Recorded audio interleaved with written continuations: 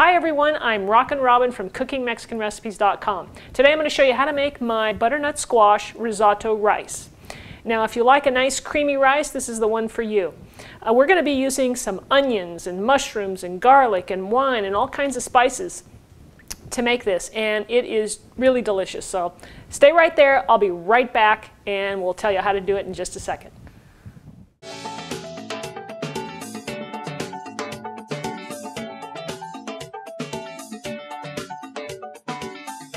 Okay, all right, let's get started by going over our ingredients. First off, over here I have some butternut squash, which I've already cut up into small chunks, like you can see here, and we'll be roasting that in the oven in just a second. All right, we're going to need a cup of arborio rice, and this is the best one to use for risotto. We'll need some chicken broth.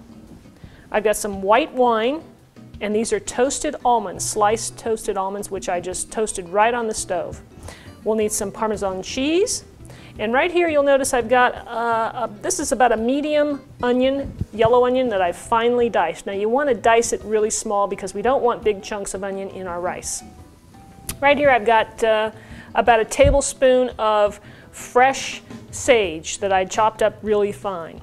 We'll also need some minced garlic, some turmeric, and I have some mushrooms here that I like to dice up because that's just how we like to eat it in our family, nice and minced.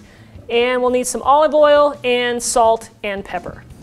Okay, the first thing we want to start with is our butternut squash. Okay, so what we've got here is our about 3 cups here of butternut squash, and I'm just going to drizzle a little bit of olive oil in there. Not too much, just enough to coat it. We're going to stir it up, and I have my oven preheated to 450 degrees. So we'll stir this up. I'm going to add just a little bit of salt, and then we're going to pour it out onto my cookie sheet here.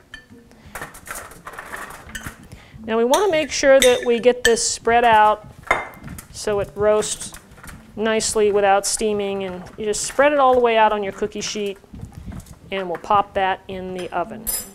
It's been about 13 minutes, and so now we're going to check our squash. And at this point, because they're cut in such small pieces, they should cook up quicker. So I'm just going to turn them over. You can see the brown bits here. I like that. That's nice little caramelization. Gives it good flavor. They still feel a little bit firm, so we're going to put these back in for probably another 10 minutes, and then we'll take them out. Okay, so it's been another 5 minutes, and our squash, I think, is done. As you can see here, some of the pieces are really brown, which is not a problem. And like I said, the smaller the pieces, the faster it's going to cook up. So we'll pull that out and set it aside until we're ready to add it to our rice. So before we get started, I just want to mention, if you've never made risotto rice before, it's a little bit different technique than making what I'll call a traditional rice. Now here's the difference. Let's say you're making Spanish rice. We would put everything into our pan, all of our liquids, all of our spices, we'd bring it to a boil, then we would cover it and let it simmer for 20 minutes. We wouldn't touch it at all. Well, with risotto rice, it's a little bit different. We're going to put all of our ingredients, most of them, into our frying pan, and then we are going to add our liquid, our chicken broth, about ½ a cup at a time, and we're going to stir it. So there's going to be a lot of stirring going on. And we're going to stir it until the rice absorbs that liquid, and as soon as it does, we're going to add another ½ a cup. And we're going to continue that procedure until all the liquid has been absorbed by the rice. So that's the difference. So it's a little more labor intensive, but it's certainly worth it. So here's how we're going to start off. First thing you want to do is right here I've got my saucepan full of chicken broth. And I want it right next to my pan so it's nice and easy to add to the pan. And it's getting hot because I want to add a hot mixture to a hot mixture and not a cold one. Okay, so let's put our flame on to medium-high here. I got my burner on. I'm going to add some oil to the pan, probably a tablespoon or so. And we're going to add our onions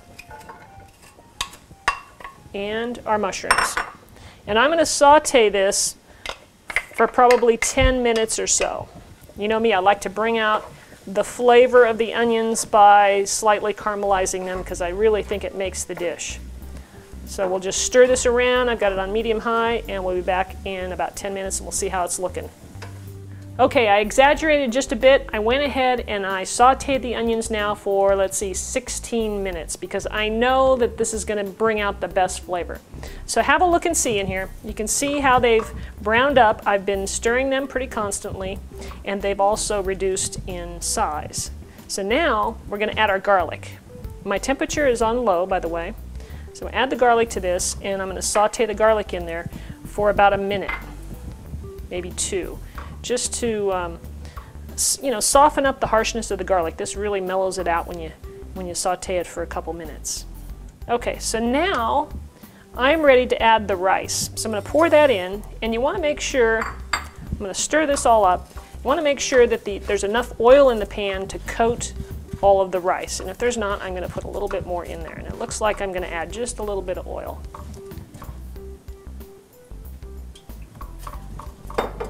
All right, I turn the heat back up to medium, and I'm going to saute this now for just a couple minutes. So now that we've sauteed the rice for a couple of minutes, now we're ready to start adding our liquid. Whoops. All right, so I'm going to start off with the wine. I'm going to pour the wine in, and I'm going to pour a little bit of chicken stock in there. And we're just going to stir.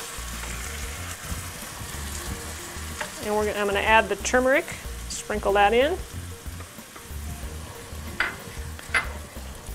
And now we're just going to stir until this liquid is absorbed by the rice. And you can see that turmeric adds a nice yellow color to your rice, which is, I really like to add turmeric to as many recipes as I can, just because it's so healthy for you. It's a super antioxidant and anti-inflammatory. And so it's just great to get into your diet as much as possible. Okay, so you can see now that the liquid has absorbed in pretty well and it's getting dry, so now it's time to add another ladleful of chicken broth. And so this is the procedure that we're going to continue with. I'm just going to continue adding broth once it cooks into the rice. And I want my temperature, I've got it about medium-low. And we're just going to continue this process, like I said, and we'll come back in a few minutes. Okay, so I've been adding my chicken broth here for about probably 20 minutes now. We've been doing this. I want you to see the consistency. We don't want this to be super thick, but it's nice and, smooth. Now's the time that you want to taste it. So that's what I'm going to do. I'm going to taste this and see how, done the rice grains are. And that taste, you want it a little bit al dente. So that is perfect. So now at this point, I have a little bit of broth left, and I may use that to adjust. So now what I'm going to do is I'm going to turn off the heat, and I'm going to add the Parmesan cheese. I'm going to sprinkle that in. And you'll notice that I haven't added any salt yet. And with my last taste there, I could tell I really don't need it. And the Parmesan cheese is going to add even more salt to it. And I might add just a little bit more broth, because I don't want this to be super thick. I want it to have a nice consistency, almost like, I don't know, lava or something. And now I'll add the toasted almonds. We're going to stir those in. And the sage. Sprinkle that around. And again, I may add a little more broth so I get the right consistency, but it looks pretty good. And then the last thing we're going to add is the butternut squash. And we want to fold that in gently so that it doesn't break up. Okay, so now I'm going to go ahead and just toss in the butternut squash, and we're going to fold that in nice and gently. So our risotto rice is done. It smells incredible and just, oh, it looks wonderful. All right, so I'm going to serve it up here, and I'm excited to take a taste because this is my dinner tonight too, by the way.